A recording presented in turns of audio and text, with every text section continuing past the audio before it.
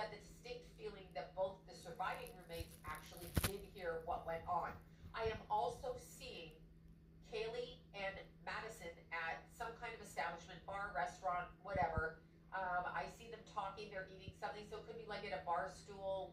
It's a table, not a booth table. They're sitting there talking, and who they're talking to is a turncoat or a Benedict Arnold or a person who is setting them up. Adam? Getting information about when they're going home, what they're going to be doing.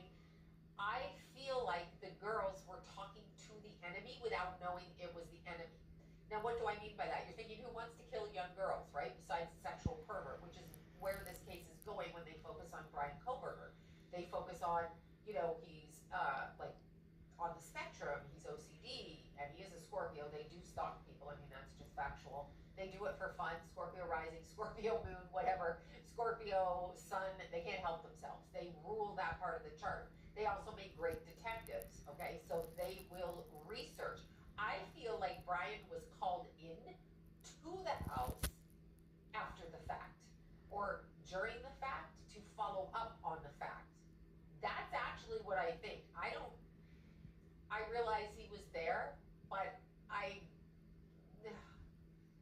trying to feel what he's doing, and it feels like I'm cleaning up behind somebody. I'm cleaning up. Okay, so it looks a little bit, and I'm not apologizing for him. I don't even want to hear that in there. I'm telling you what I'm feeling, and I don't have to feel what is written in the newspaper. That's not how psychic works. That's not how mediumship works. That's not how energy reading works. And I'm getting really amped up with it. I hear Kaylee again saying, I'm sorry, I'm so sorry.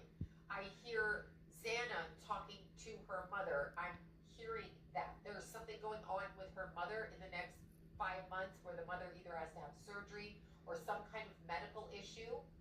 The people were sent out. There's somebody scooping up paperwork or looking for information in the house. Now, I don't know how much paperwork anyone keeps in those like fraternity houses or sorority houses or on-campus houses. Flash drive. But I'm feeling like they were looking for something in particular. I also feel like a call was made at about 11 o'clock the night prior on the 12th, and everything was set into motion then. That house was being watched. They were being stalked. Everybody in that house was being watched, okay? Everybody, not Madison, not just Kaylee, not, Bethany, not just Dylan, all of them. And there was one other girl in there. All of them, okay? All of them were being watched. They were being watched from the perspective of, we need to see who's saying what. So we listen. That sounds like some kind of organization or some kind of crime group and or government crime, something. That's what happens in those states. Somebody in that house was speaking and was involved with somebody connected to that organization. And then somebody else in that house was talking about what they knew about what this person said, kind of peripherally. So it's like when I say something and there's a whole group of people and I say something and these two people have a secret over here and I'm outing their secret. No one's told me. I just happen upon it. Observation. I happen to say something that makes one turn against the other. One turns against the other. One turns against the other. Okay? One turns. I don't necessarily think that's even really what happened. I think it was sort of a happenstance. And I also feel like it was 3 men involved. It's all threes, three, okay, all the way along. 3 men. Now, when you're talking about the roommates, and it sounds really very strange, and I don't mean this in a horrible way, but one of the roommates presents herself how she isn't. So I present myself like this, but I'm not really like this. So the projection or the energy that I show is cloaked and hidden because I don't want you to know who I am and why I'm at your school, okay? So that's what I will say.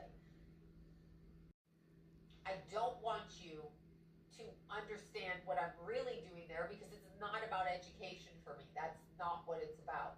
So I get that very strongly. So there's a mole in the house.